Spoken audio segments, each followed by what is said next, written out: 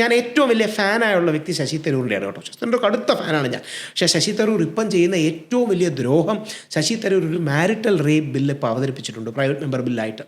എന്ന് പറഞ്ഞാൽ കല്യാണം കഴിച്ചു കഴിഞ്ഞാൽ ഭാര്യയും ഭർത്താവും ഉടക്കുന്നു എന്നിരിക്കട്ടെ, ഭാര്യയ്ക്ക് ഭർത്താവ് തന്നെ റേപ്പ് ചെയ്തു എന്ന് പറഞ്ഞ് പരാതി കൊടുക്കാം എന്ന് പറഞ്ഞ ആ പ്രശ്നം. ഞാൻ എൻ്റെ കേസ് വെച്ച് പറയാം. വേറെ ആര്, ഞാനും ദീപയും ഇപ്പം നല്ല സ്നേഹത്തിൽ പോകുന്നു, നല്ല കാര്യമായിട്ട് പോകുന്നു. ദീപയാണ് ശരിക്കും ഹീറോ.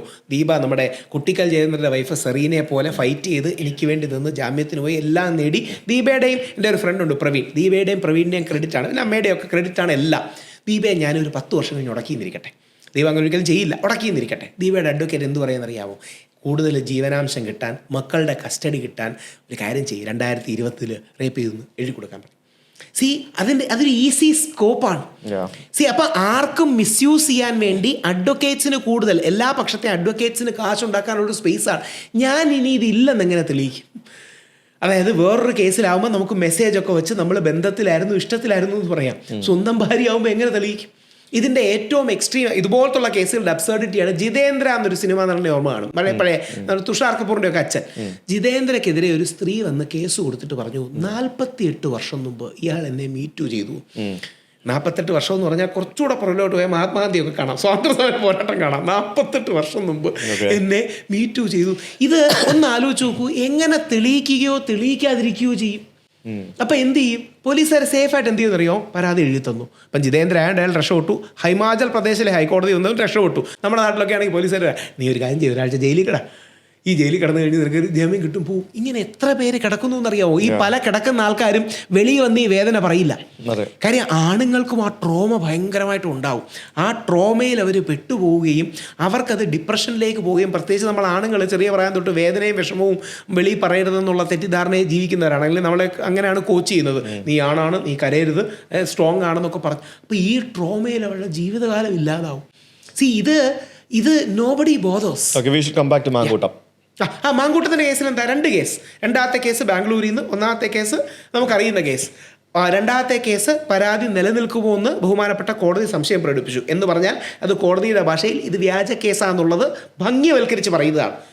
അതായത് കോടതി ഒരിക്കലും ഇയാൾ നിരപരാധിയാന്ന് പറയില്ല. കോടതി പറയുന്നത് എന്താ? പ്രോസിക്യൂഷൻ ഇയാൾക്കെതിരെയുള്ള കുറ്റം തെളിയിക്കാൻ പറ്റിയില്ല. അത് കോടതി ഭാഷയാണ്.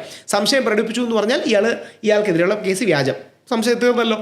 ആദ്യത്തെ കേസ് ഇവർ തമ്മിൽ ഇഷ്ടമായിരുന്നില്ലേ, ഇവർ തമ്മിൽ ബന്ധമായിരുന്നില്ലേ? അങ്ങനെ ഇവർ for a relationship and for a kid പരസ്പരം ഇൻറ്റിമേറ്റ് മൂമെൻറ്റ്സിലേക്ക് പോവുകയാണെങ്കിൽ അതെങ്ങനെയാണ് പീഡനമെന്ന് പറയുക? കോടതി അത് നിലനിൽക്കില്ല എന്ന് പറഞ്ഞാൽ ഞാൻ പേപ്പറിൽ വായിച്ചു, ഞാൻ ജയിലിലുള്ള അതുകൊണ്ട് പേപ്പറിൽ വായിച്ചു. അപ്പോൾ ബാക്കിയാ ഇത് വേണമെങ്കിൽ നമുക്ക് ഡിബേറ്റ് ചെയ്യാം. എൻ്റെ കേസിൽ ഇത് തന്നെയാണ്, 3 എണ്ണം ഇട്ടു.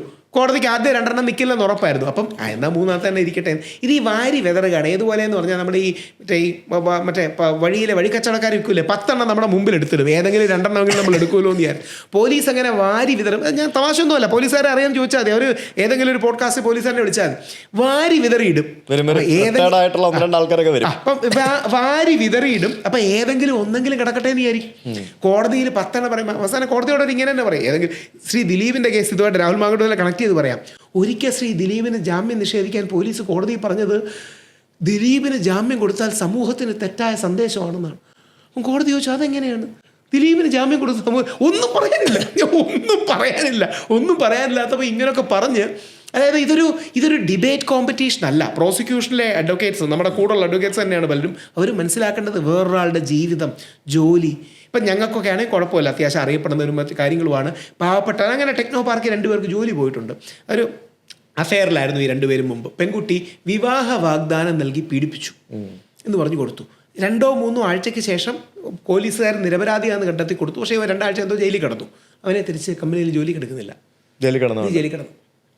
പേപ്പറിൽ ആ വാർത്തയുണ്ട്. തിരിച്ചു വന്നാൽ ഏതെങ്കിലും പത്രക്കാരൻ വാർത്ത കൊടുക്കും. നാളെ അവനൊരു PCC വാങ്ങിക്കണേ പോലും ഇത് വരില്ലേ? നാളെ ഇപ്പം കമ്പനീസ് എല്ലാം ചെയ്യുന്നത് എന്താ? ഇന്റർനെറ്റിലാണ് ബാക്ക്ഗ്രൗണ്ട് ചെക്ക് ഒക്കെ ചെയ്യുന്നത്. ചെയ്യുമ്പോൾ ജയിൽ, പോക്സോ. ഇപ്പം നാളെ എൻ്റെ കമ്പനിയിലേക്ക് വന്നാൽ ഞാൻ വിചാരിക്കുമോ എന്തിനാ റിസ്ക് എടുക്കണ്ടേ? ഞാൻ ഇപ്പം നമ്മളവർക്ക് ജോലി അറേഞ്ച് ചെയ്ത് കൊടുക്കാൻ നോക്കുന്നുണ്ട്. അങ്ങനെ ആണിൻ്റെ ജീവിതം ഒരു വ്യാജ പരാതി ഇല്ലാതാകാം.